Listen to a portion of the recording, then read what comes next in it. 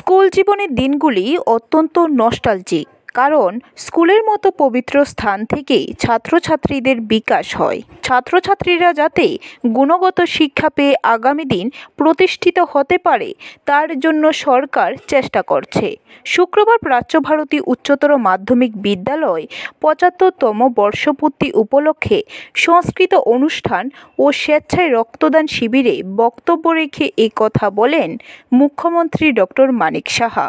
মুখ্যমন্ত্রী অনুষ্ঠানে প্রদীপ প্রজ্বলন করে অনুষ্ঠানের উদ্বোধন করে আরও বলেন, ত্রিপুরার বনজ সম্পদ সহ অন্যান্য সম্পদ কাজে লাগিয়ে স্কিল ডেভেলপমেন্টের মাধ্যমে স্কুল কলেজের ছাত্রছাত্রীদের শিক্ষা দেওয়া হচ্ছে, যাতে আগামী দিন তারা প্রতিষ্ঠিত হতে পারে।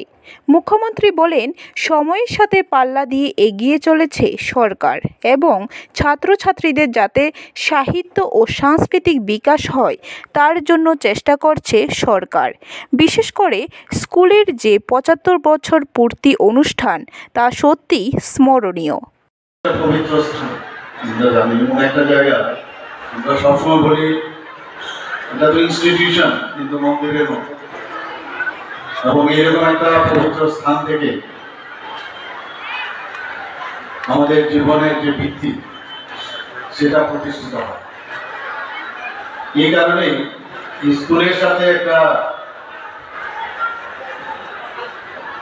বলতে গেলে যে নিবিড় একটা নারীর যে টান মানুষ সবসময় অনুভব করে, যেগুলো স্কুল থেকে পাস করুক, সে ছোটবেলার প্রাইমারি সেকেন্ডারি হোক, সেকেন্ডারি হোক, হায়ার সেকেন্ডারি হোক, যে কোনো জায়গায় সে কলেজ লাইফেও যদি কেউ পড়াশোনা করে, সে কলেজের